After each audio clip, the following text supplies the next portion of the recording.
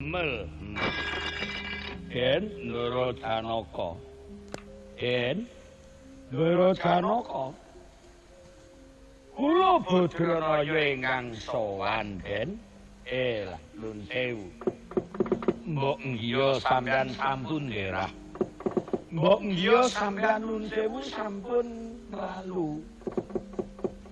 Menawi panjenengan nderangaken iku tundhonipun mangke mboten sae, Den. Sira mboten dipun bekta mobah. Lah niku mangke kados pundi? Otot-ototipun sami kenceng, daging sami kenceng. Lah mangke sampeyan tundhonipun kados pundi, Den? Ndara Janaka. Den.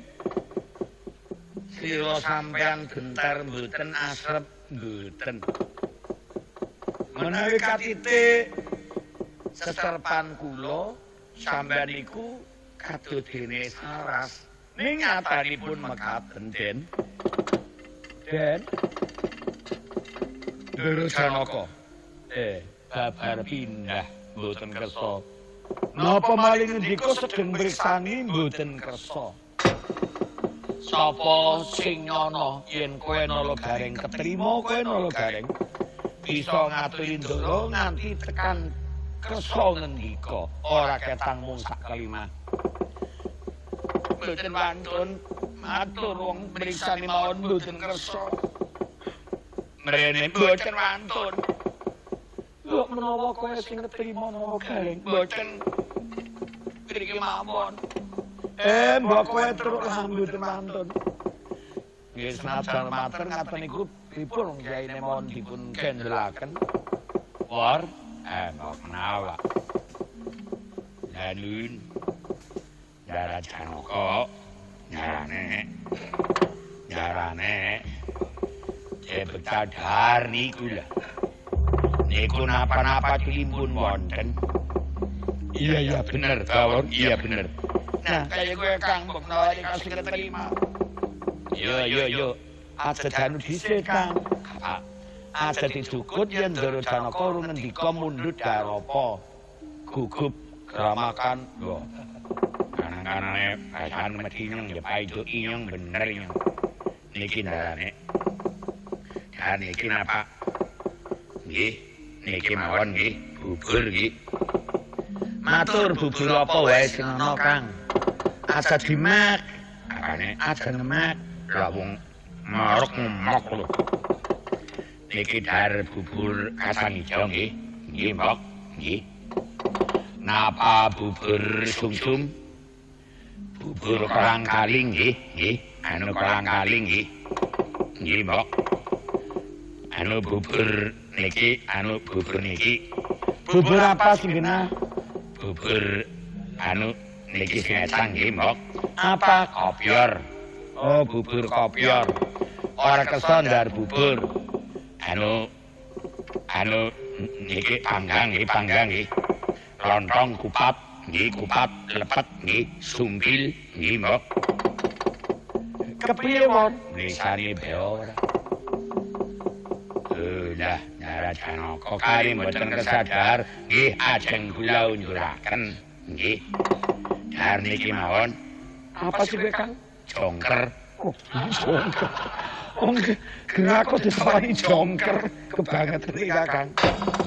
Ya, nggih, Mbok. Langit kelap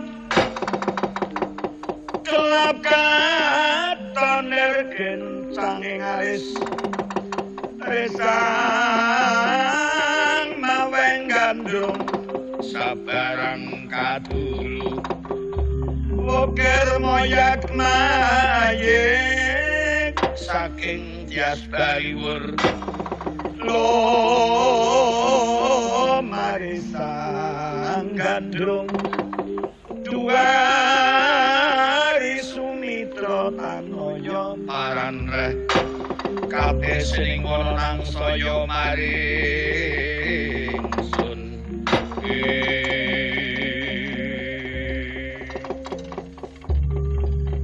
Duk nalika samono dumugi Sang Membu Warna begawan abiyasa ngedadosanipun patih tapak raga manjing wonten ing kasatriyan Madukara.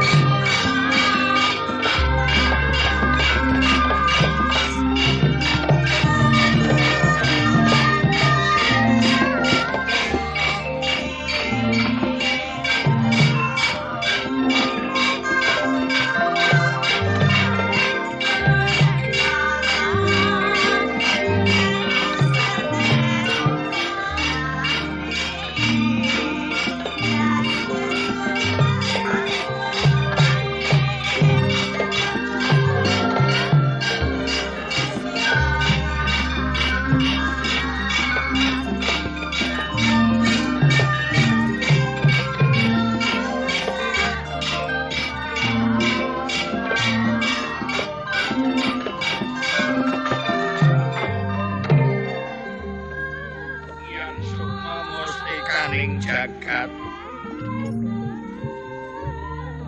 wayah Mas Harjuna puneyang saka ing Sabdawarga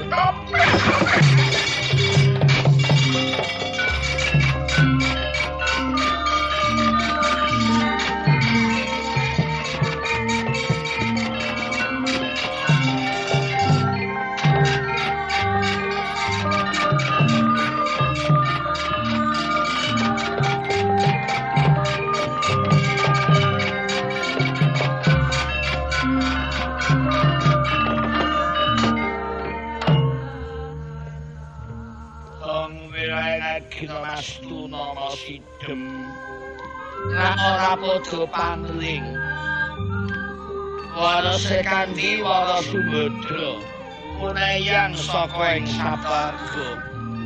Iya Kanjeng Penemban kabeh pinamengga eyang namun iki Kanjeng Penemban kabeh Kanjeng ketoya.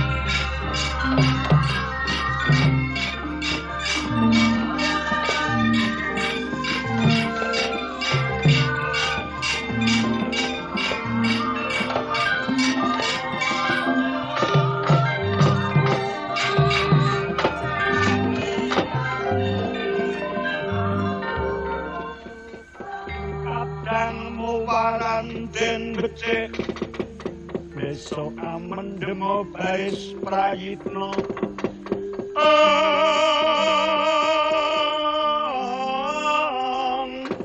ayo saronta wong Nurawati tinumpesani ku awak Pandhawa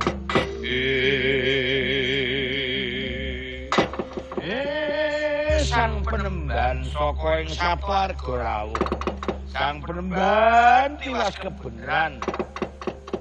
Rawuh aneng Madukara kang wayah nurut Janaka lagi grah. Tiwas keresan botenipun aturi rawuh Kanjeng Hyang Penemban dalam naraga ing matur suwun rawuhipun. Panggih Kanjeng Hyang Penemban rawuh boten kula nyono-nyono. Sang Kumban rawuh Penemban kumban lagi wong. Malah sing bener inyong anggere Penemban ya pada karo Kumban. Lho kok Penemban padha karo Kumban? Anggere dadi Penemban kudu bisa ngumbah maring anak putune sing padha ora bener iki. Wis bawor.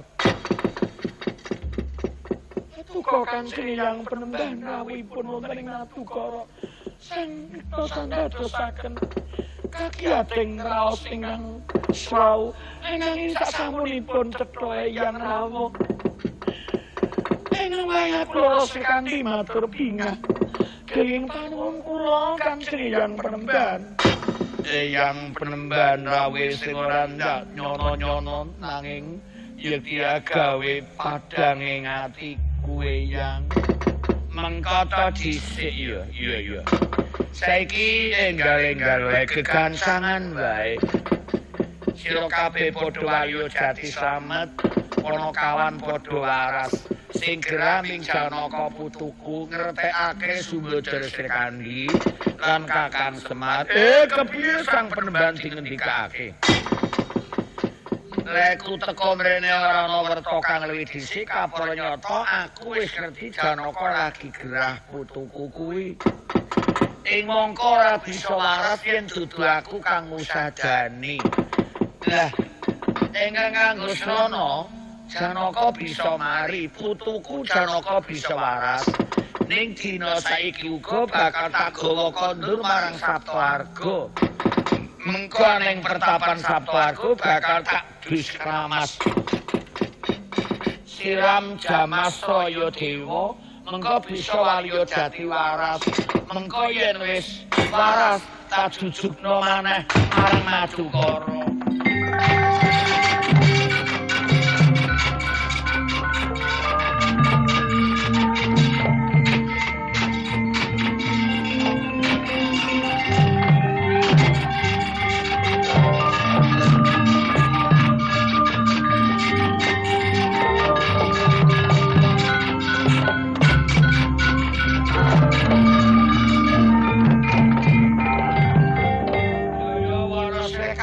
Kepiye lho kok ngarang-arangi?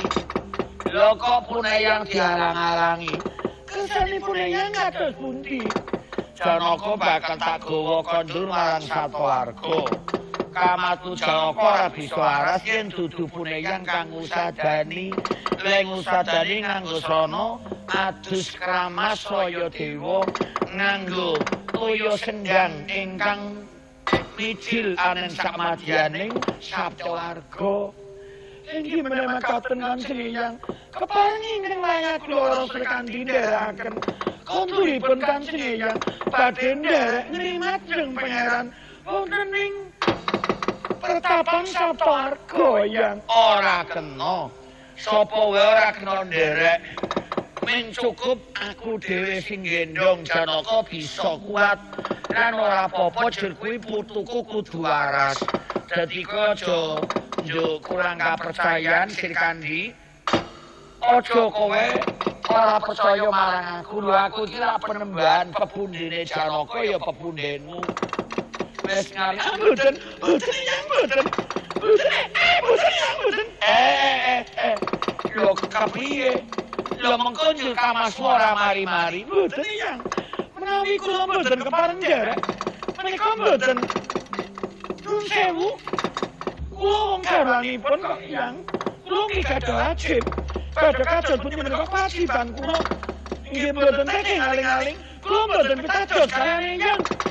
Menawi yang naming cekap piyambak, anggenipun badhe ngata kondur jeung pangeran. Lah yen kok ora percaya karo aku sing ora kok percayane apane? Mboten badhe ngata menapa-menapa.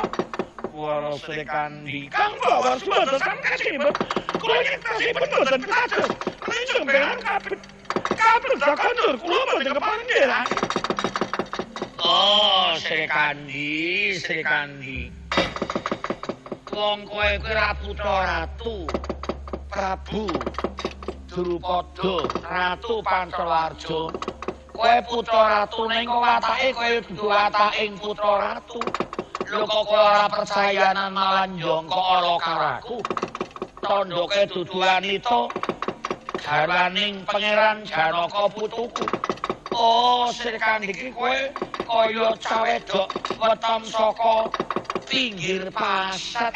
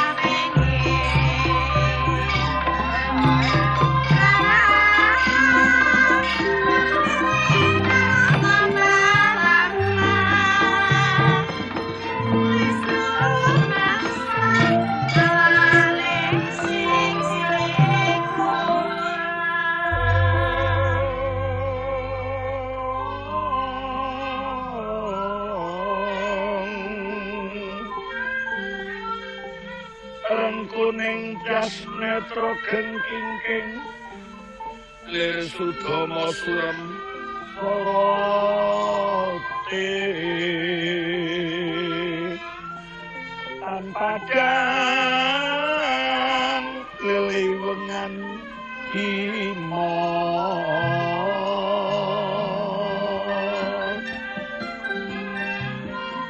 keduh nglayung yang nganuwi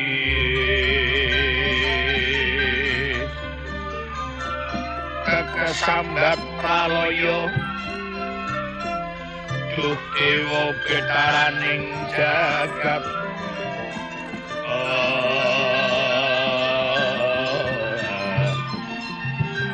linang sono jati walelo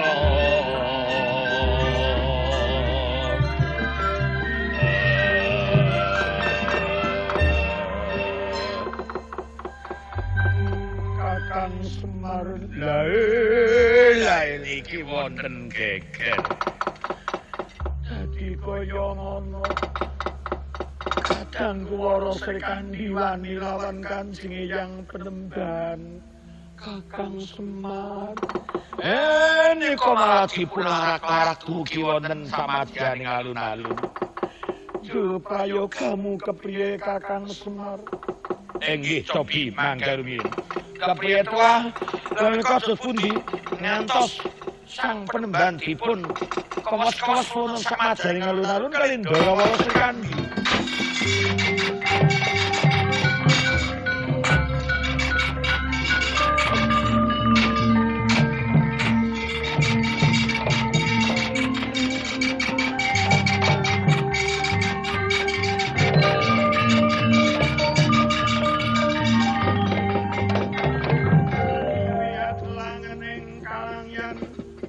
agar pandam monsar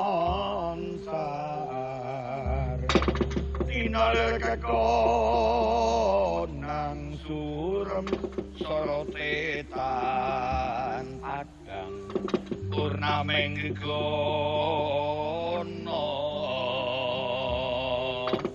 dados rono waliya jati saras padha sanalika Raden Janaka amargi midhanget sang Begawan Abiyasa kaprawasa dening para Srikandhi wonten samadyaning alun-alun lenggah nulya jumeneng Raden Harjuna kumlawe prangata kapiyarsa pangandikanipun Raden Janaka ibune kulup Wara Sumbada dawuh pangandika bapake kulup iso dadi warase panjenengan ya lega atiku nang ana kejadian ing jaba kae bapake kula ya wis aku wis waras amarga midhanget Srikandhi kurang ajar merwasa marang Kanjeng Hyang Penemban ajar ngaku ora Srikandhi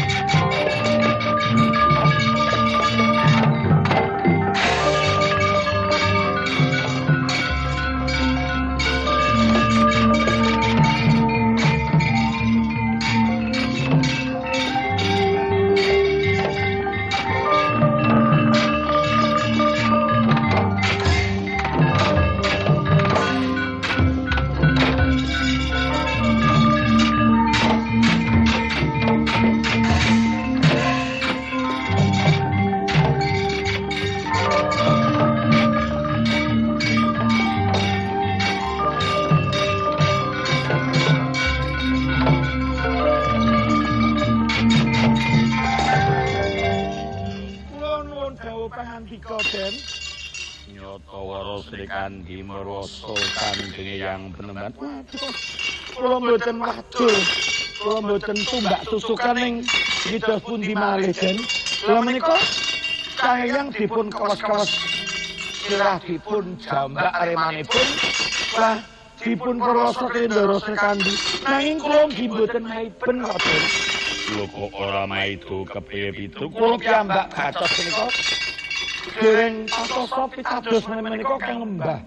Ora kaya ngono Pitruk apa mripatmu gawur. Itu semisih kandi tak ajari.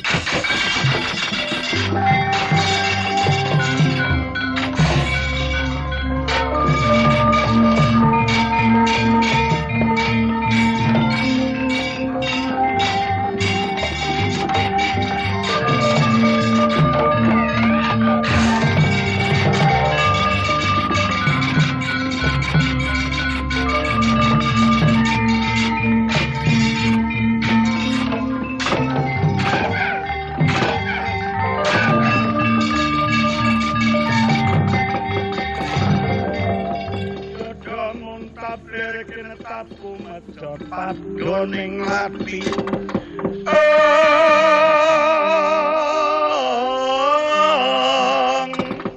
jajabang mawingo-wingo wangis pasuryan abang branang lir kembang warawari warose kan jeng pangeran aduh jeng pangeran sampun jambak remo pedes jeng pangeran sabar jeng pangeran warose kandi kurang ajar kowe ora ngerti yen kuwi penemban pepunden lho kok dadi kowe kamiwanen tondo kowe dudu garwane Janaka sida dikajang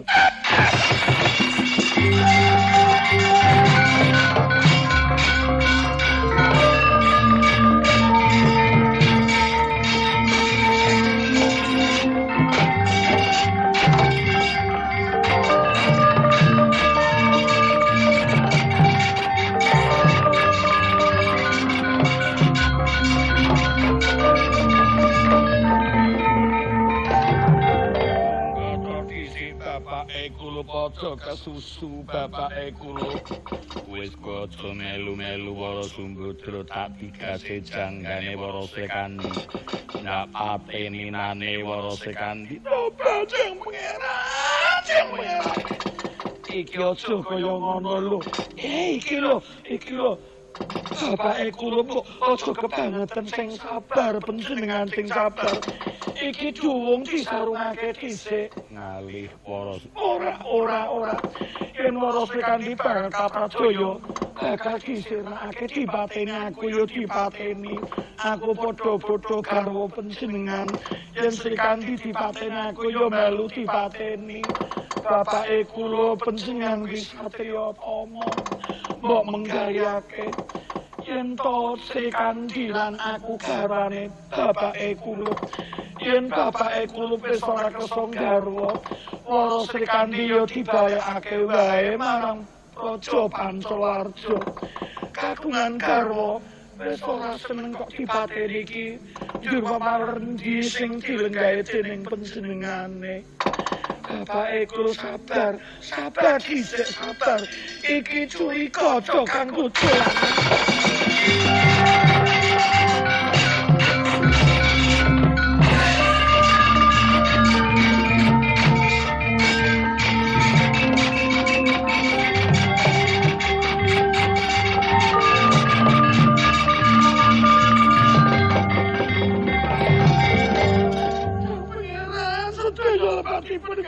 kula nyuwun kenging samudra pangasap ora bakal ngapurani marang keluputanmu Wara Sekandi kula karo paduka sampun dipun prasa kula dereng kinanten lepan jeng pangeran ora ngaku luput eyang abus koke pepunden ku nganti kok sempalani wis wiwit dina saiki Sekandi dudu garwaku ojo dialang-alangi Sumbadra temah ndak pateni Sekandi dina iki kowe dudu garwaku ayo minggat baliya marang Pancawarja dados kula sampun boten kanggen garwa dudu garwaku mulih minggat marang Pancawarja kula kapun wangsul dhateng Raja Pancawarja kabeh dunyamu gawanen mulih kabeh dunyamu gawanen mulih saka ing Madukara yen nganti ana sing keri dadi apa karo Sekandi ayo minggat saiki uga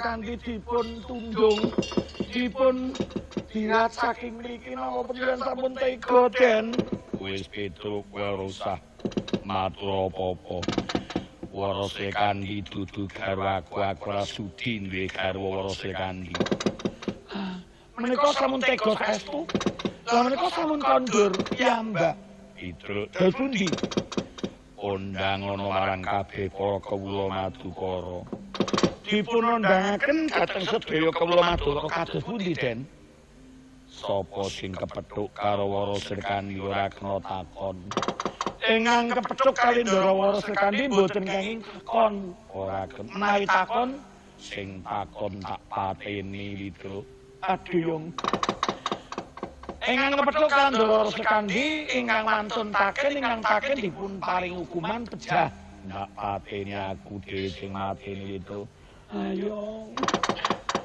apa maneh nganti kampiran sapa kawula Madukara kang kampiran dening Warasa Kandi sak omah tak tumpes kelor tak pateni kabeh aduyung undangake Petruk mbok nganti ana sing kedunungan idono peparingku iku ngejaba saka iku Petruk terus pundi malih wong sing asale saka negara Pancalarja wiwit dina iki supaya padha minggat bali nututi Warasa Kandi undangake Petruk oh ngaten dados tiyang-tiyang saking ingkang asli saking Pancalarja wiwit dinten menika ugi kaprisami kesah saking Madukara ndherekaken Ndara Warasa Kandi iya Petruk lha niki kula nyuwun piye Kang Bawor niku bojonipun asli saking Pancalarja. Banjur lajeng kados pundi? Supaya pegatan ora gelem pegatan Bawor tak pateni. Aduyung. Ingat.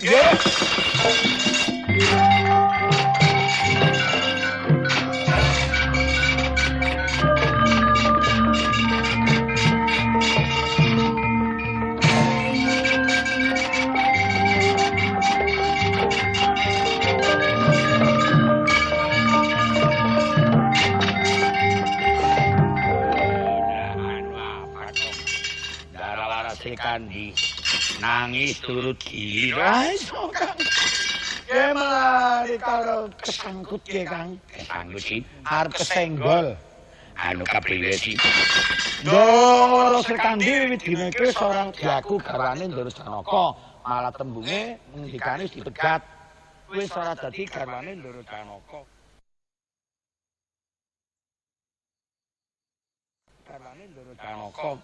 Warasa Kandi dadi randa Kang lanjur kaes dibirat supaya kondur lanjur ana dawuh saka Ndara Janaka rika melu kesangkut apa lho nggih Kang sapa sing kepethuk karo Ndara Kandi ora kena takon wani takon akoni Ndara Kandi dilokno sak dosane dipateni ning Ndara Janaka lah jeneng halak temen ya hal saka rengune Ndara Janaka ora mito wong penemban kok diperwasa Ndara Kandi sing ora menggalihake kok Kang lah iya mengko dine lah hukum ala Lur sapa sing kampiran Ndara Kandi upamane udan gedhe Ndara Kandi mampir marang omahe sapa Kang sing kampiran ditumpes kelor sing omah sak keluargane pateni kabeh sing Ndara Janaka lah anu kesangkut kepriwe iki Rika bojone asal ngendi Kang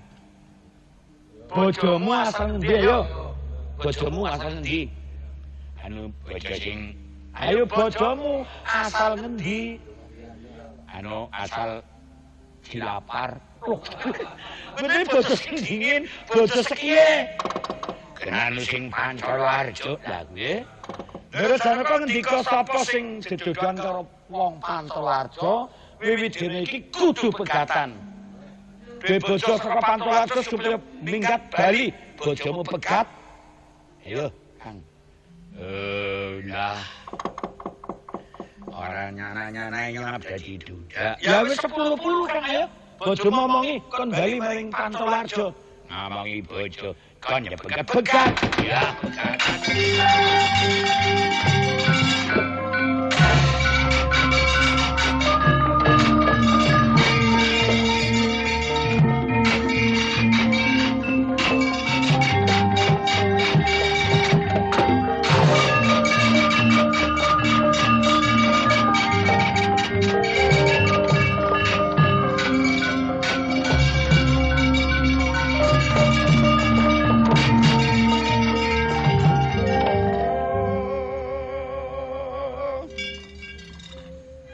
Ana dandang saka sabrang apa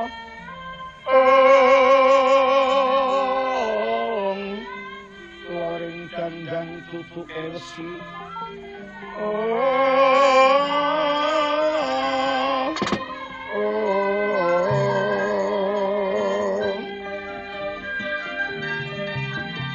Aja nutuk sing sedono.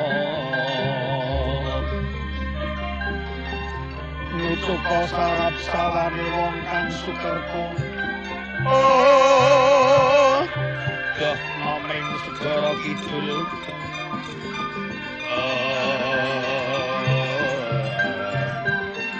Jekno teguh wiyono selamat.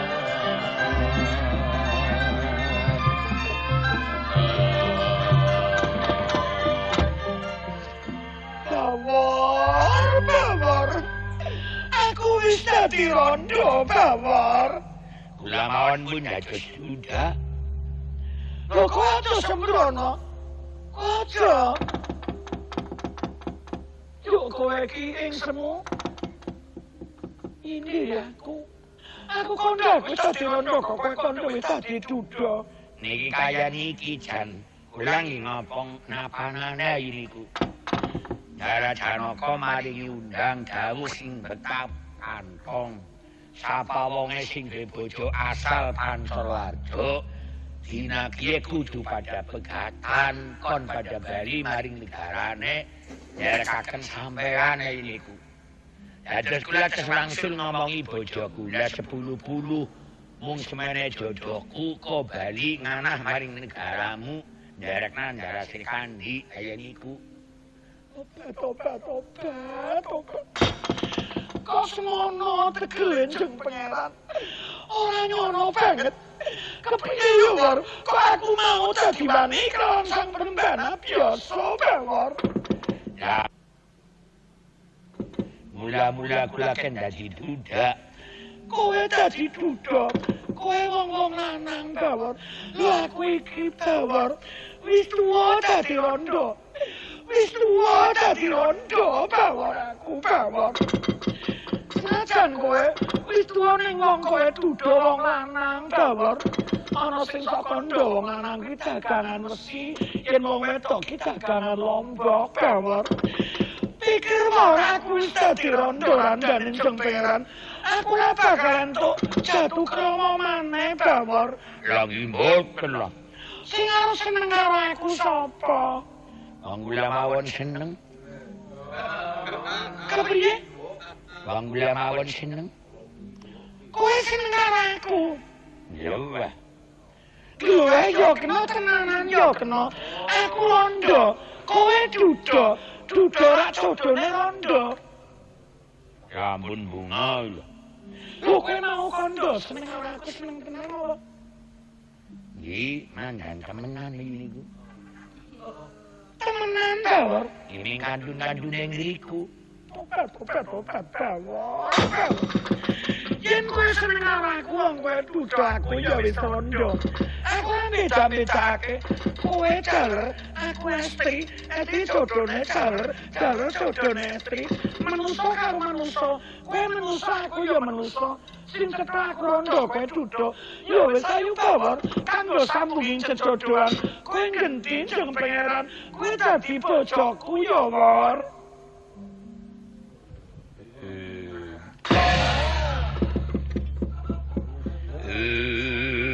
Ya, napa temenan? Lho kok tenan, kok tiba ki kepiye tiba? Udah, kaku. Hati gula kayak niki kaku pikiran gula.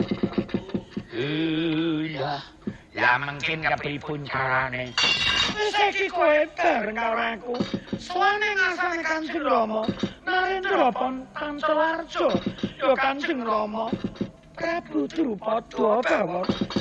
Lah wong kula mboten gadhe napa-napa sih. Ora sambesan, ora sagawan. Kula ming uduan tok, aduh wong tok kaya ini. Iya. Udu wong ora dadi apa kok, Wor? Wong aku yo seneng karo kowe. Lah. Lah mangke nang kaya niku mangga seniki dados kondur mawon mangke dog ngijab. Ya wis kaya ngono bebas wae iso. Aku cocok banget. Yo kowe dadi jodohku. Ora ngono aku kok duwe kewajiban kowe. Lah. Lambemu kok manis temen. Masih manjan paing. Lah. Kula ngarep cetot. Anu lambene dados kemutan. Kemutan apa? Kemutan Darwati. Lah. Niki wong kula sing dadi bojo sampean. Kula mboten usah basa wong. Biasane niku malah bojone sing ngerti basa sing daler. Mekaten iki kenging Mas Bawor, kowe nang basa kaya panjenengan. Lah iya. Sampun monggo kula pinitindak kula ngajeng panjenengan wingking. Kirim lagu bali sangkene maring Pancala aja metu ngili lho. Lho kok mboten medal margi medal pundi? Nerobos turut kebon bae lho. Wong ing mandani isin kok kenangan wong. Tobat. Mas Bawor, monggo kula dhekaken kondur dhateng negari Pancawarja. Ayo.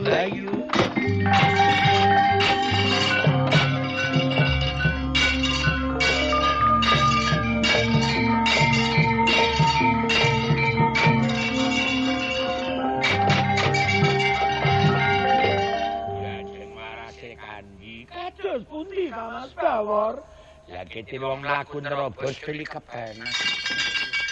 Lah kana gubuk guys. Lho kok gubuk dos pundi? Panas banget ngarep leren kesel leren gubuk lah. Sampeyan kula aturi kandel wonten ing gubuk. Kula badhe wangsul dhateng. Badhe mangsuli kula badhe manggih kalian begawan abiyasa. Yetasipun kula menika ing dados mboten pitados. Ana begawan abiyasa kok kaya ngono tindakane, kaya ngono pangantikane, karo wong Srikandi kok ngarani Srikandi kaya bocah wedok weton saka pinggir pasar. Lha iku sing ndadekake aku nesu. Kula Mas Bawor panjenengan kendel wonten gubuk. Kula dereng marem menawi kula dereng jodet-jodet jajanipun begawan abiyasa.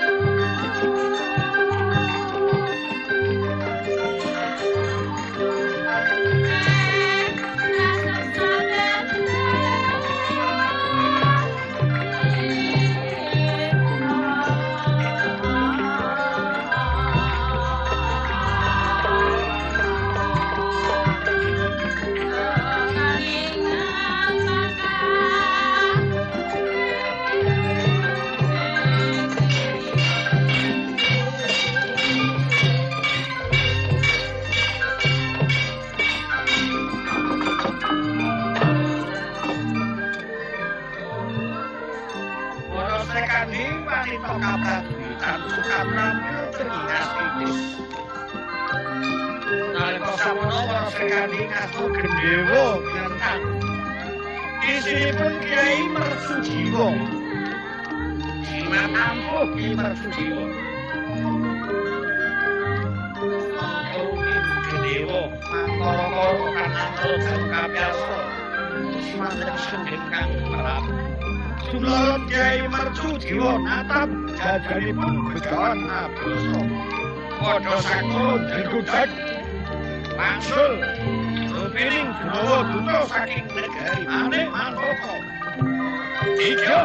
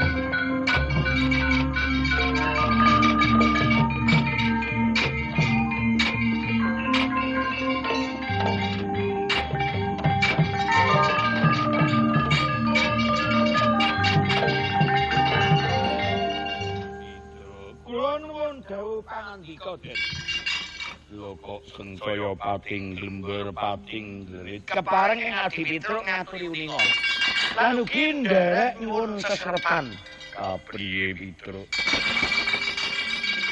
menapa Ndara Janaka sampun tega saestu kaliyan Ndara Warsekandi wis ora kena dikandha Pitruk wiwit iki aku ora rumasa duwe garwa Warsekandi dados Ndara Sekandi amun rondo iya pitul kok kowe takon ngono ki upami Ndara Sekandi wonten ingkang garwa lega lila lair tul sing batin nggih syukur niku pindah angka kaping kalih ngaturi prisa Den ana apa Kang Bawor badhe ngijab Bawor bakal ngijab mantenan karo sapa duka etang-etungipun neng kok lajeng kula piyambak nggih mboten nyono-nyono lajeng Ndara kula Sekandi badhe dipunawis kali Kang Bawor ora apa-apa Pitruk yen kurang ragat tak paringi ragat estu tenan Ndara Sekandi badhe dipunawis Kang Bawor iya ora apa-apa kena wae Pitruk. Oh nggih, matur nuwun. Lah niki nang angka kaping 3 ngaturi uninga. Ingkang kala wau rupinipun Kang Mbah Begawan Abiyasa. Lah sakmangke mentas ketaman jemparinipun Ndara Warsekandi. Ndara Warsekandi mentang gendewa isinipun Kiai Mersujiwo. Jimat Mersujiwo natap dadanipun Kang Mbah Abiyasa gledag ndlegedag ical sipatipun Kang Mbah arupi denawa ngangken utusan saking negari Manik Mantoko jeneng Digya Tapakloga. Pripun? Pitruk. Nun golekake Warsekandi. Matur Ndara Sekandi. Luputku supaya dingapurani lepatipun Ndara supaya dingapurani dening Warsekandi garwaku Pitruk ora kena dicap dening Si Bawor niku pun ulem-ulem kok pripun ulem-ulem badhe mantenan kandhani Pitruk dos pundi Warsekandi ning endi aja nganti dadi manten karo Si Bawor.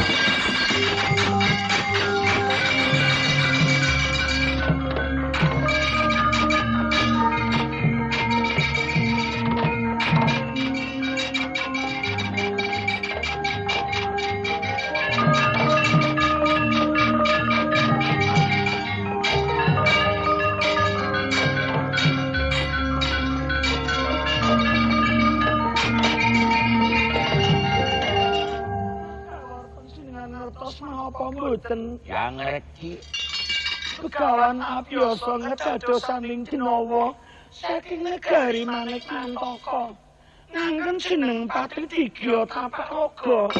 jana bae mengko temenan anggen Janaka nggorati aja gelem lho wis kadung dadi penganten ati kingung lho wis kebanjur kena dadi penganten ambinyung lho.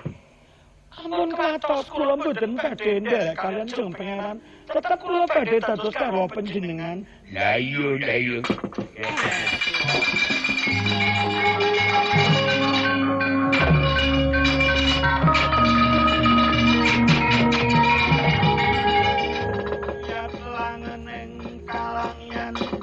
agar pandam montar inalir kekonang surem sorotetan adang purnameng digono awargin kapriye iku pajanure dua maiku lepat nun pangapunten. Ya wis ora apa-apa bawor. Arepa kepriye kowe tak ngapurani nanging daramu Srikandhi aja nganti kondur saka ing Madukara. Pun sanggup lah.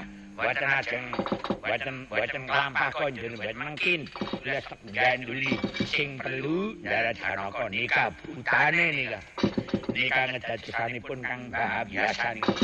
Nika buta saking negari Manik Mantaka. Iya bawahan.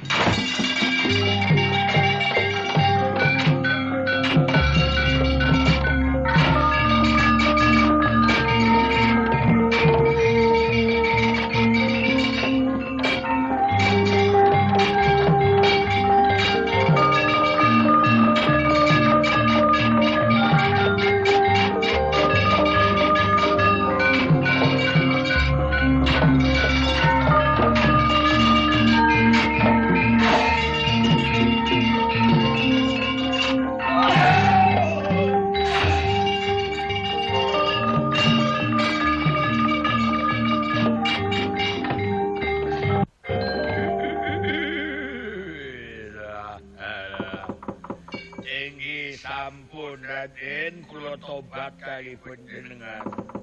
Kowe buta saka ing negara Manik Mantaka. Inggih, kula dikya Tapakraga kula tobat kali panjenengan Raden. Menawi panjenengan kersa nampi pitobat kula badhe ngaturi bebingah kalian panjenengan. Apa tegese karepmu? Ngaturi bisa jimat Sekar Wijaya Kesuma kagunganipun Karakanata Ndrawati. Niku wonten negari wonten kraton kula dipunasta kalian Kusuma Ratu Betari Citrawati. Mila monggo Raden, paduka kula rawuh dhateng kraton kula. Mangke saged ngrebat Sekar Wijaya Kesuma kagunganipun Raka Prabu Ndrawati.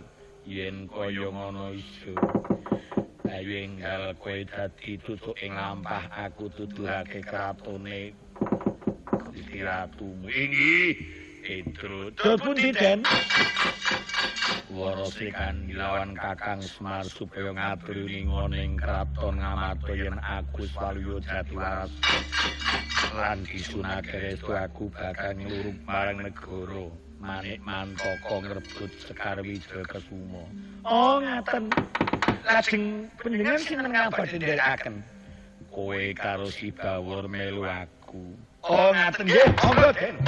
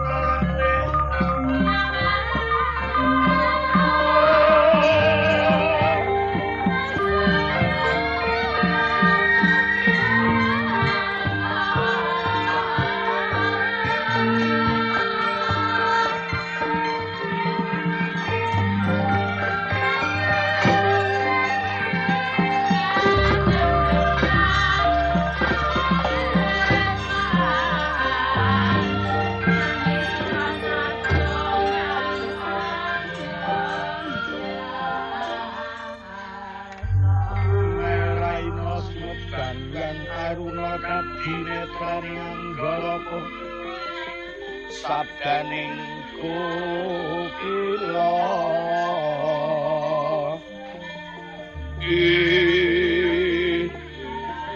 rengkani gelos keter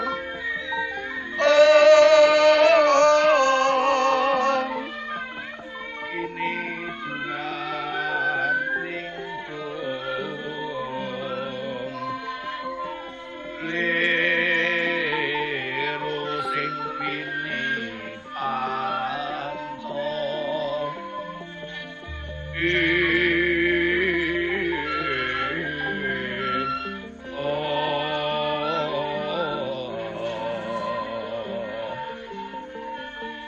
apa toking ayam wono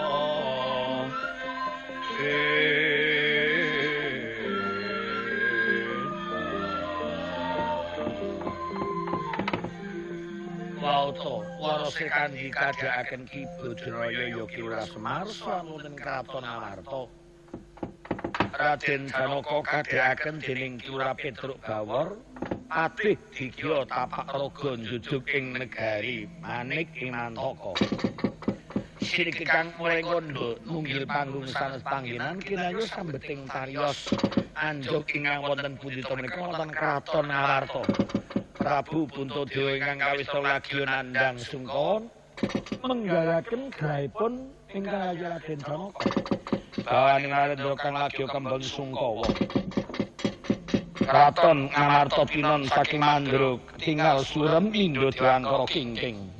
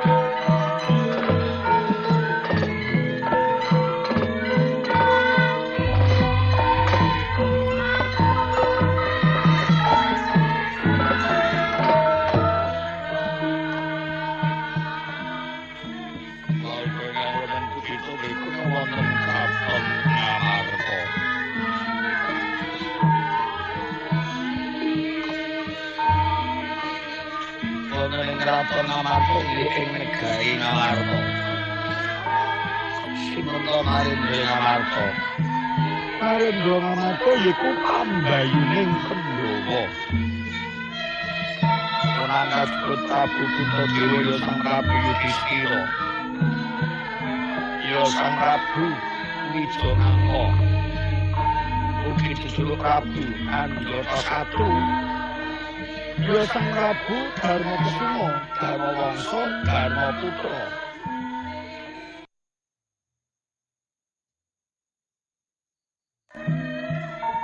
Sang Prabu Panitusipun Tanggang Darma Diwaning adil.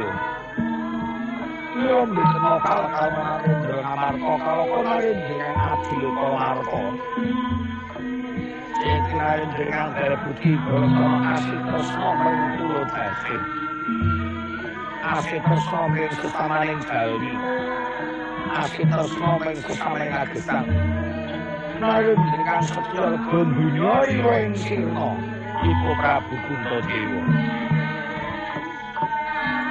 Nalika sampun Kang Prabu Yasima kelenggawan kopi gading gambar kencana. Kaya pisanipun Kadang Taruna Satya Kembar kalih. Iku Raden Nakula kalayan Raden Sadewa. Sinten nggamung ngasa. Wong Agung Ndrati Narendra Ndrawaya Prabu Sri Bathara. Ngarengaken pilihipun setra saking Jodipati dhateng negari Ngamarta. Iku satra panggoning Pandhawa. Gegeng luhur Depok Simbara Dodo dengah-dengah kuning nembogo sinangling sirane. Sadaya dayeng parugan tinata mendhat sinentar. Iku Kakang Raden Werkudara Raden Wijasena Raden Gajah Sena. Raden Senatawaka Raden Pandhuputra. Asratan mambak blabalin samudra sun ketingal sijil apepet kobingku singkang rama. Sing kamare gondho tumeka samara kawistara Sang Prabu Puntadewa lagi kebun Sundawa nandhang Dodhiawan. Muningane rawi Pinaraka ngrati Prabu Sri Bathara. Sang Prabu Puntadewa gegantangan keparungsa babar sabda kandika kawijing lesan. Atur pambagya rawipun Pinaraka ngrati Prabu.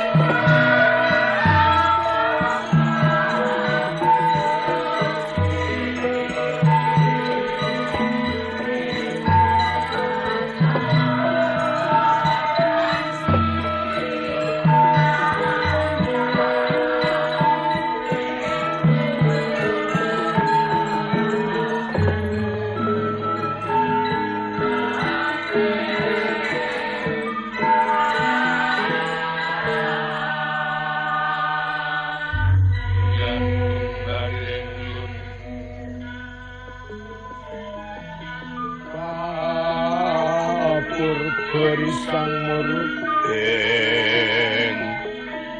rat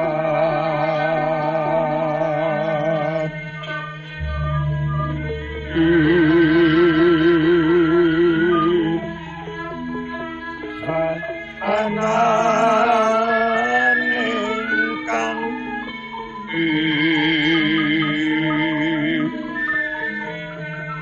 nikonang sing jasti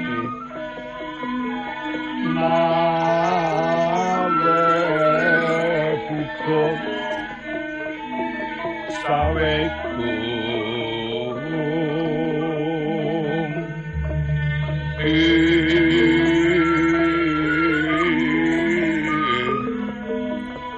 Kian konang amumu dweng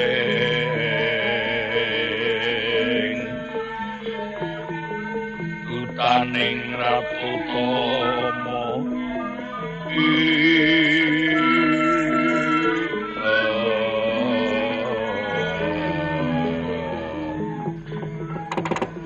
yang sukma adil nangkung mugi ingsun pinaringan karahayon katurawipun Koko Prabu saking Ndhurawati kula nuwun dawuh pangandika Yai Prabu Yai rawipun winantu saking karahayon Koko Prabu kula inggih Yai Prabu Yai pisanipun Raka Paduka kula mundhik luguran dawuh timbanganipun Paduka Yai Prabu Agung nugraha peparing Bathara karo mateng Raka kula Yai mboten wonten pambel tunggal napa Yai winantu saking karahayon pisanipun ing Raka kula nuwun inggih Koko Prabu Ndhurawati kepareng ripa duka kula ngaturake pasgan pranakami katur Koko Prabu Yai Prabu Yai matur ging panuwun katedha kalingga murda sipanekramanipun ya Prabu mentak meneteng Raka kula Yai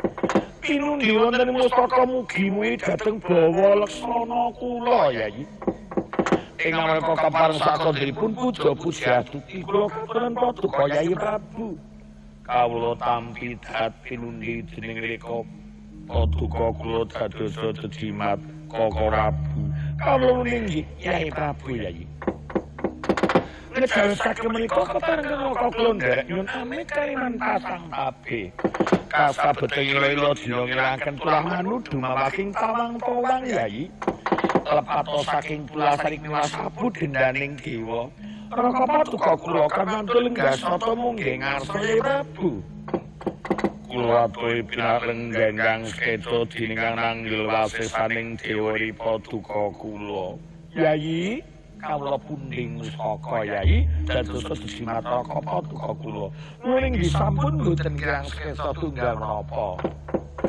nuwun sewu kepareng Paduka kula sadewa ngaturaken sumeming pangabekti katur Koko Prabu Ndhurawati sinasa ingkang rayi kula nah kula ugi kepareng ngaturaken sumeming pangabekti katur Koko Prabu Ndhurawati Dimas Kembar sumtampi kanthi agawe sukara ning penggalipun Kakang ora ya putra tutunipun Kakang kebat katambya Dimas nah kula tuwin sadewa kawula inggih matur ging panuwun Koko Prabu kala tampi pinundi wonten ing mustaka dados sejimatipun Paduka kula nuwun inggih Koko Prabu kala tampi kala pundi wonten ing mustaka wonten kawanan pucaking ekor mentak wonten ing pranaja mugi dadosaken Jimatra daging kayana Koko Prabu Ndhurawati iya Dimas Kembar muga-muga Dimas Ridang resno kakangku Sena kadangipun Kakang wong kang sentosa budine Sena gedhekno pangapuramu aku dhewe ora bisa tata basa marang Ridang resno kakangku yang sukma mustikaning jagat Sena mbok perkara kuwi aja bola-bali dingendikake ora nembe saiki pun Kakang pinanggih lawan Siadi Ridang resno kakang wiyo ngono iku saka sertanipun Kakang mbok manusia dina dat keparing Bathara Sena Tresna kakangku. Putra putrinipun kakang wae kebakatambiya. Tampa tak pundi bun-bunan kurogol marang genggamanku.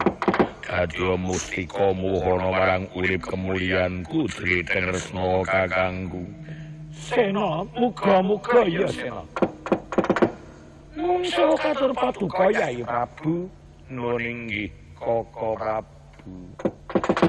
Dawuh ingkang putra pun Gatotkaca ingkang dumugi swan wonten ing Praja Ndrawati. Aturipun ingkang putra pun Garikaca menika kadang Arjuna samangke nandhang gerah. Nalika samanten putra paduka pun Kake Prabu dumugi Praja Ndrawati sampunipun tinampi aturipun kang putra Garikaca. Kraton Ndrawati wonten tamu saking negari Manik Mantaka. Utusanipun Prabu Brahmana Kendali Patih ingkang nami Candrageni. Nyuwun ngampil wasiat Sekar Wijakesuma kanthi kapeksa amargi dredeg ingkang dumados wonten ing Praja Ndrawati. Kateman Sekar Wijakesuma kabuta dhateng negari Manik Mantaka. Ingkang menika Yayi ngaturinga bilih raka kula ketalan Sekar Wijakesuma ing mangka nitik dhateng padatanipun Sekar Wijakesuma saged kangge naranani jalma nandhang sesakit ingkang dereng telas tulising agesangipun Yayi ingkang menika kadang Arjunanipun nandhang gerah kados pundi raka paduka kula mangke anggenipun nampi dawuh pangandikanipun Yai Prabu Yayi.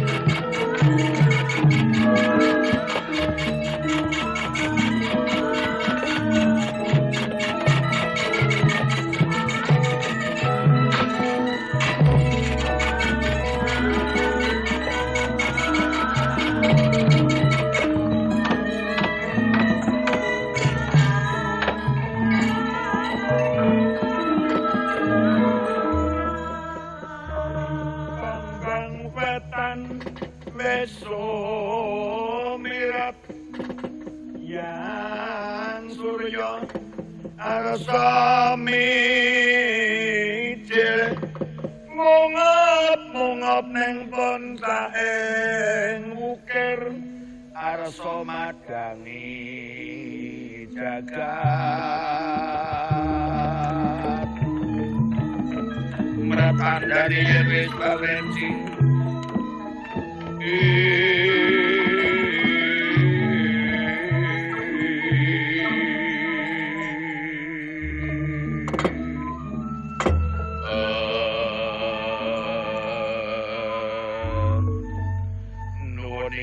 Kaka Prabu ing angka sedat panganti-antinipun ripa duka kula sakadang.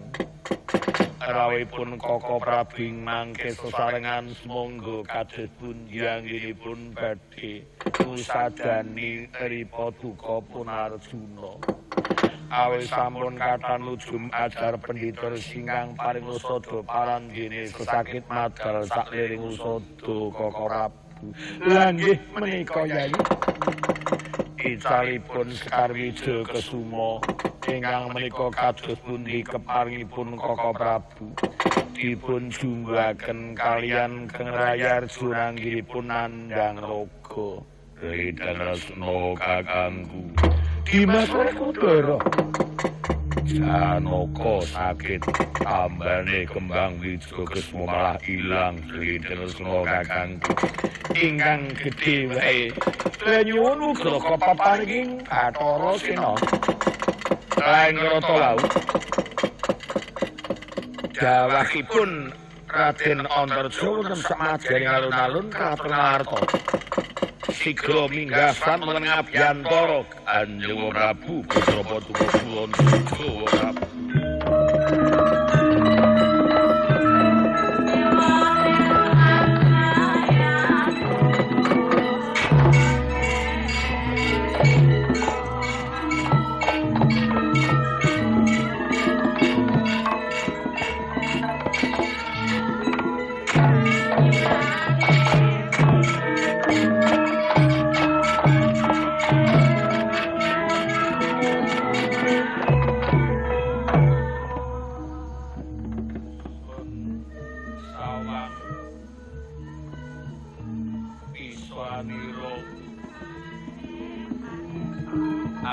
Majanipun wa Antarja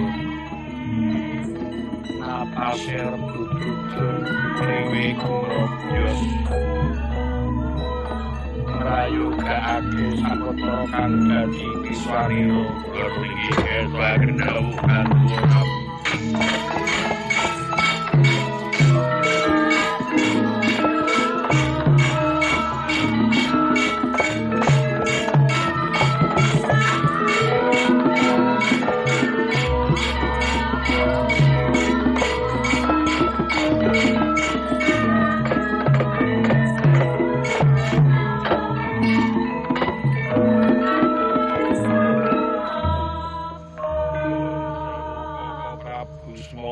Keparenga murbut mateng pisanipun Kang Putra pun Antarja.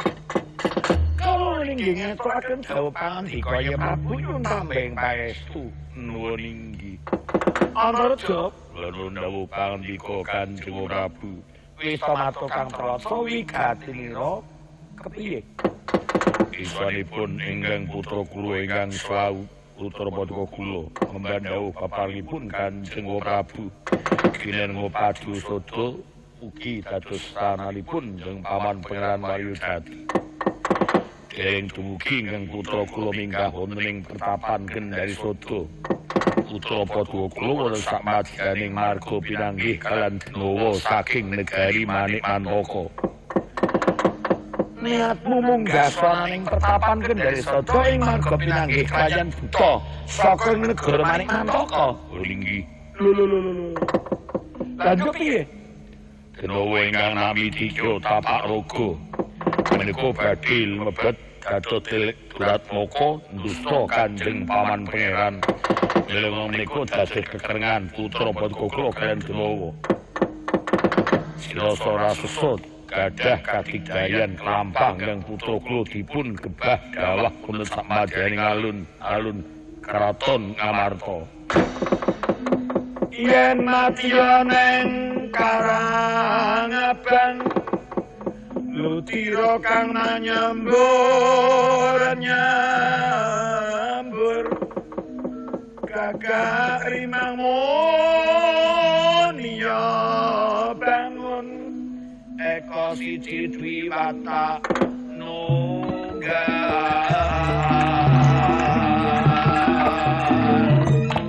tunggal bumi kang kuring sir kanggo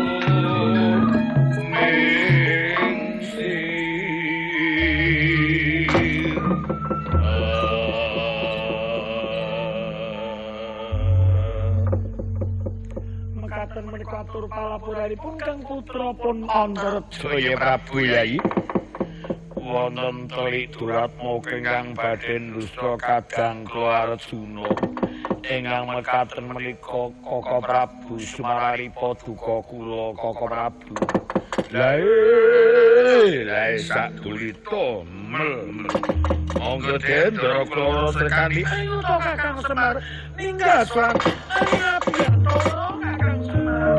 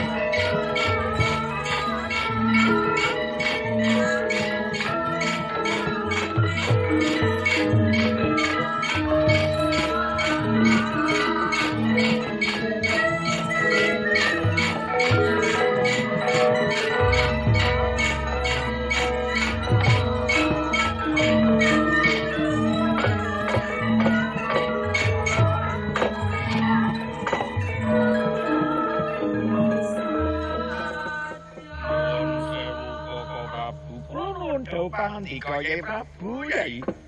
Kepareng ripa duka kula badhe murba. Kadang paduka pun waras kandi piswanipun wonten ing ngarsa Koko Prabu. Kula ninggi ngestokaken dawuh pangandika Yai Prabu. Kadangipun Kakang waras kandi matur kang tracapa kang dadi kawigatenira paran Dimas Arjuna anggone nandhang raga. Matur Kakang Semar matur. Kepareng ingkang badhe dados sambing pangandika Ndara Sri Kandi ingkang abdi kula Badranaya. Iya Kakang Semar kapriye? Ingkang sawu Ndara Janaka niku gerah.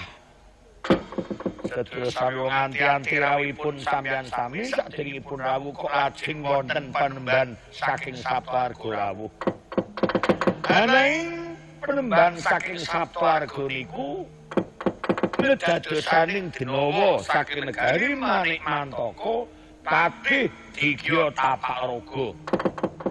Sasampunipun Begawan abiyasa ngedadosaning denawa nika sampun badhar wangsul rupi ingkang asli.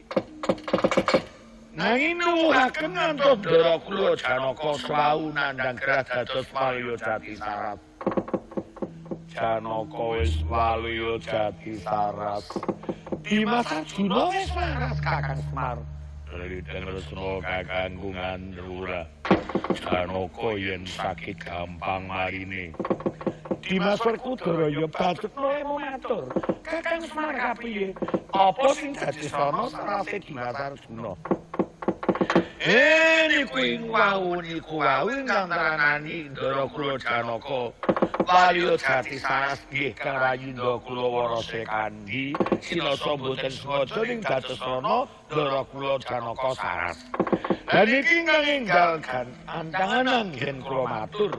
Ndara Janaka saniki sampun tindak kadheaken dening anak kula pun Petruk kalan pun Bawor. Ngiringaken digya tapak raga wangsul dhateng negarinipun kanthi Ndara Janaka utusan kula kaliyan Ndara Sri Kandi paduka sedaya kepareng ngestoni Ndara kula Janaka badhe ngluru perang ngrebut wasiat sampeyan Gusti Pranata Ndrawati. Iniku Sekar Wijaya Kesuma. Kresna lumegating cakranira kinadu Sekar Wijaya Kesuma.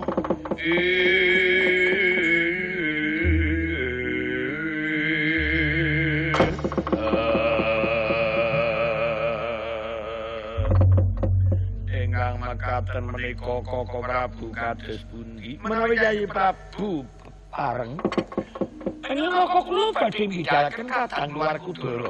Cetha kadang luar Arjuna sampun Walya Jati Saras. Lurug dhateng Praja Manikmantaka badhe ngrebat Sekar Wijaya Kesuma. Ya Prabu, sumarah ripa duka kula mugi saged pinanggih Sekar Wijaya Kesuma wonten astanipun Koko Prabu Ndrawati. Matur ging panuwun nyuwun tambahing pangestu Yai.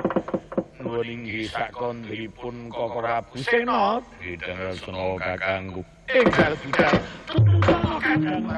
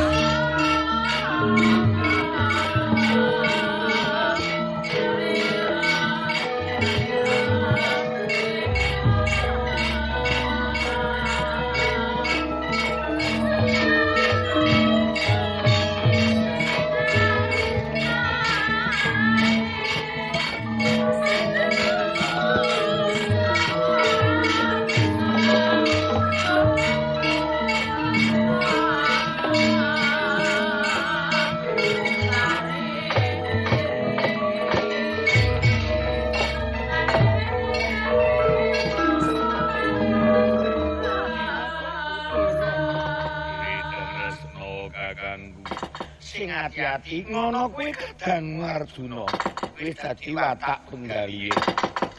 Iku antaraning ngejaba midanget kembang wijaksa ning negara Manikmantaka.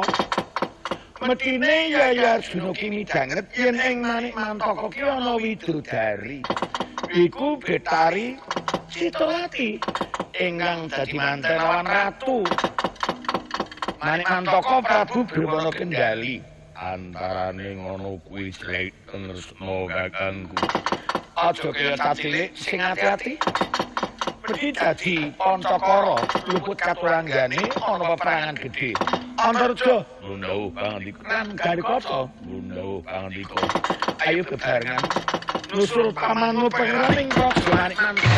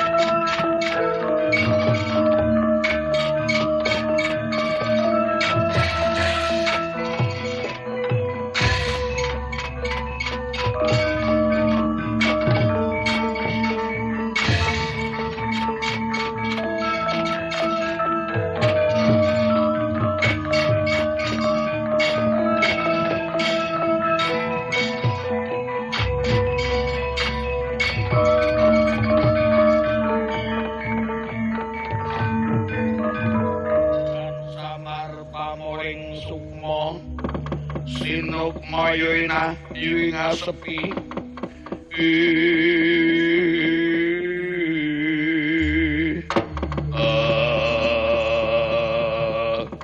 itu kulon mondal Pangandika Den lan kowe bawor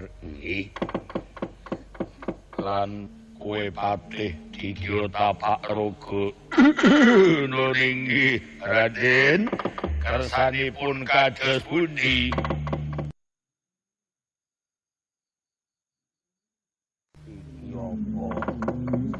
Menika wonten pungkulaning kraton Manikmantaka. Beteng ingkang inggil menika beteng kraton Manikmantaka. Mengko inggih itu dawuh kawartin. Iki beteng ora kena digampang dhuwure sakmono dilempati ora bisa. Sadetik sak pengawe. Lajeng do pundi? Lha kok padha swingking. Muri enggal ndujuk pinanggih kelawan Eyang Betari Citrawati. Bakal nyuwun Sekar Wijaya Kesuma. Oh, ngaten. Lah benteng samanten agenipun pripun? Kaweran Petro kowe rewang-rewang ngono aku tak mata aji. Badhe mata aji. Aji. Bawor Petro aji pangusap sari bakal ndak tamakake. Oh, padha ngagem aji pangusap sari monggo Den.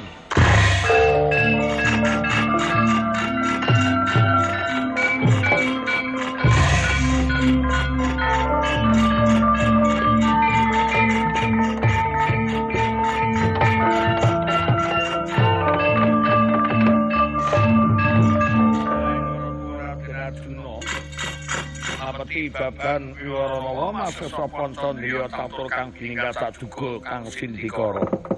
Kapangagem aji pangusap sari karana kedheping suca dayaning aji pangusap sari manjingling netranipun Raden Arjuna. Nalika samana kumawi astanipun Raden Arjuna ngusap betenging kraton mendhet padha saknalika.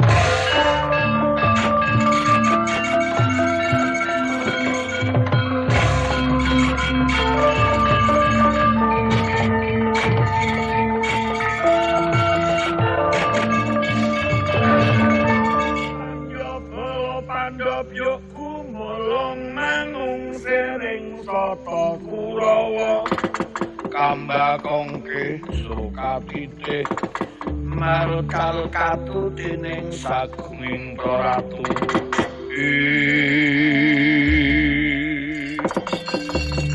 wah kurang rikat Kang miki nyong jarep melu mlempat nalikane mendek anu sedhuwur-dhuwuran malah mung dadi sekilan antarane Daradanaka melangkah Lalu mereka sing ngarep ora gugup melu iki njur boleh dadi sedetik sapengawe dhuwure malah sengkaya tambah iki njur apa nyong meneng kene bae yo ora kang nganggo akal Kang akale reka mepet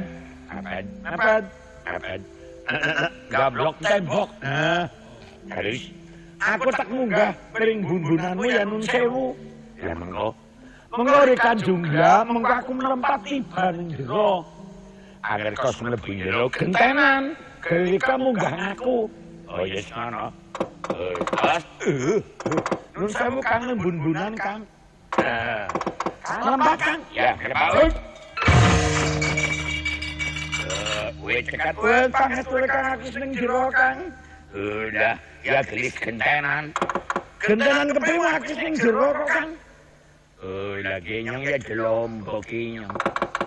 Mengko wis aja ngomong delombok. Udah. Wis mlebu. Urung banyu Kang mlebu Kang.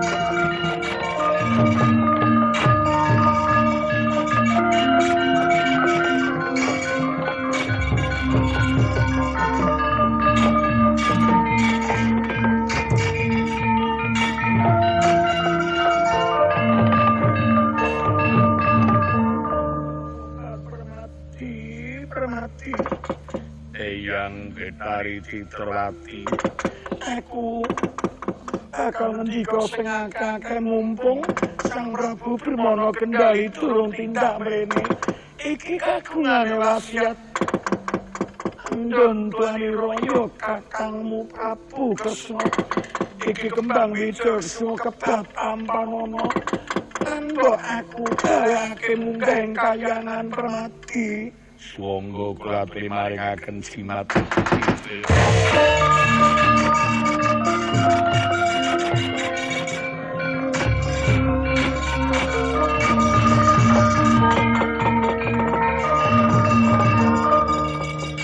Sawise kembang wicara sumata dening siramu.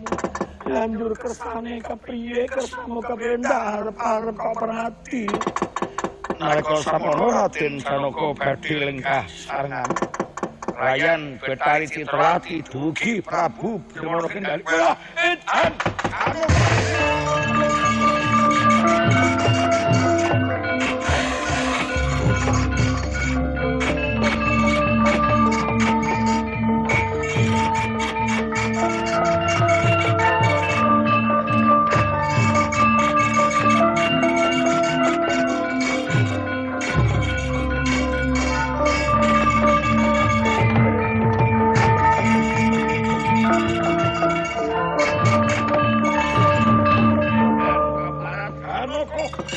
dan keparat Janaka satu kebuyutan satu mungging sanggaan Sudarmaku Swargi ingkang nyirnakake iki kowe iso kowe muih anggonmu gawe bentar mring Kasingsun iku Citrowati iki garwaku lho kok wani-wani lenggah jajar aja sesumbara Prabu Brahmana Kendali apa sing dadi karep matu coba lakon tak puncit renamu tiga jangau patine Janaka ning asane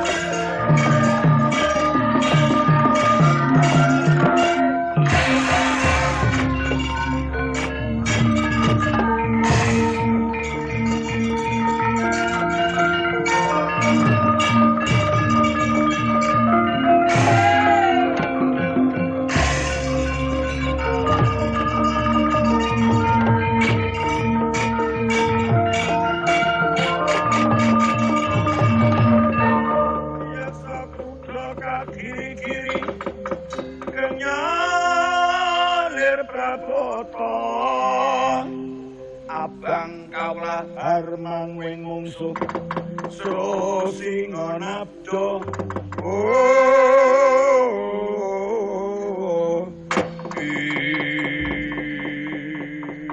Petro dawuh iki apa tur nggih lha niku ratu Manik Mantaka dipun napaken Den ndak tibani supe kandho ampal lajeng ilang wujuding ratu ilang wujuding manusa lho iki apa ya Tru oh nggih lha niku tiyang saged dados ngaten niku niki dadosanipun Prabu Brahmana Kendali iya Pitruk lha niki kendali niki kendali ning kuda niki oh jenenge Prabu Brahmana Kendali barang mati dadi kendali Batutno aku ndak merpekilon patih Condro gini ngatos-antos niki kendali kok cepet kula Den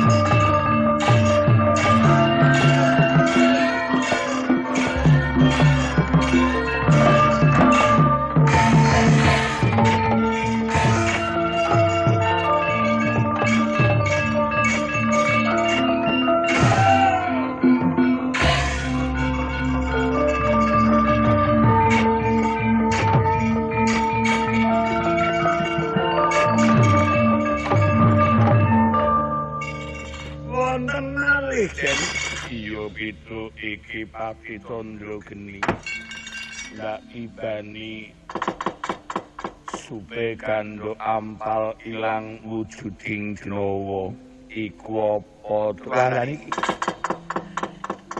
niki dados cemeti niki cemeti nggih niki cemeti niki wala niki cemeti kangge nyabet kuda niku kalau kendali kuda saniki pecut ingkang kangge mecuti kuda niki yen ngono kapit nggih kula simpen mawon niku kantun tapak raga iya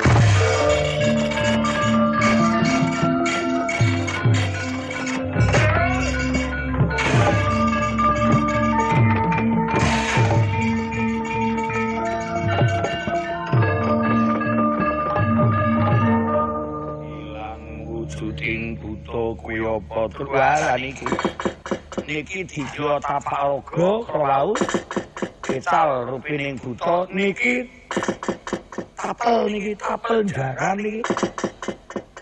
niki sing kangge napel kuda la yen kaya ngono piye lan nun sewu niki kendalining kuda niki temetining kuda lan niki tapeling kuda niki Koko Prabu Ndrawati kae kok wis rawuh. Lah niki kok Gusti Ratu Ndrawati sampun ugi rawuh. Camprong adikku Kamas Nuwuningi. Dimasaku Dara. Denger seno kakangku. Buta sing ora sithik kacahe buta kang rusak kae tandangi. Tandangi. Denger seno kakangku yo tak ora-orane.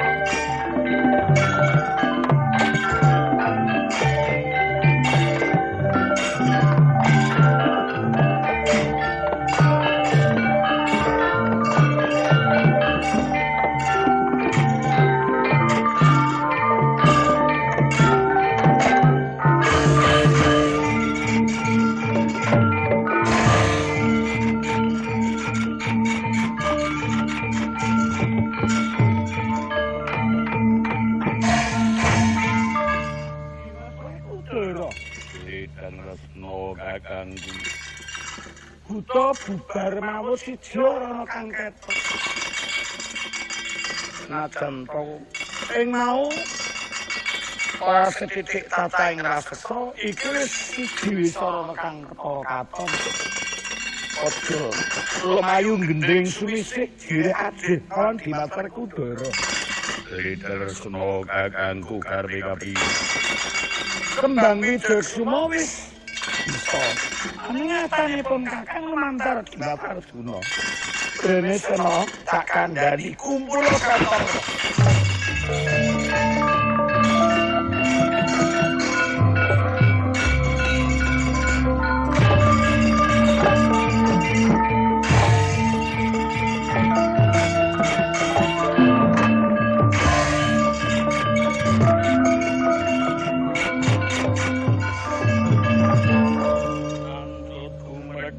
Manjing Samudra tulya dreng Wirakanya lego banyu sumamputing wentis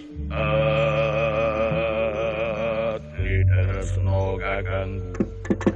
sawise buta mawut bubar tangkar Ratu Manik Mantaka dadi kendali. Ratu Manik Mantaka dadi kendali. Pati Taparaga dadi tapeling kuda. Candrageni dadi cemeti. Sena Loko dadi ana ngedadian mengkono Jriteng resno kakangku. Eyang Betari Citrawati lagi nggarbini. Ing mangka Sena Eyang Betari Citrawati iku widodari ingkang samparane kaya sukuning kuda. Garbini iki karo buta. Pun kakang uga pikantuk wangsiting Bathara. Eyang Betari Citrawati iki bakal mbabarake kuda besok yen menangi Sena keparing dewa pambabaring jabang bayi kang arupa kuda supaya diparingi jeneng Jaran Citrawiwaka. Ngono Jriteng resno kakangku. Dimas Kaipun rene kumpul Pitra rene Pitra.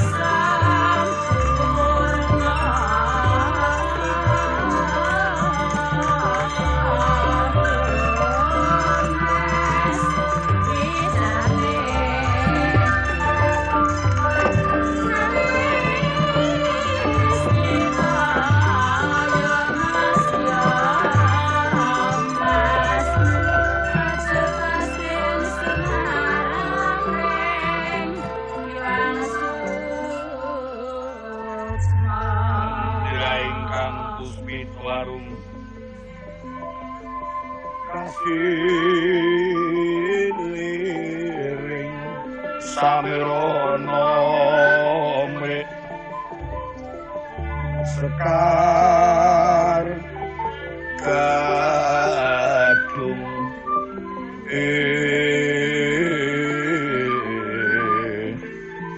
kandhane raka ngas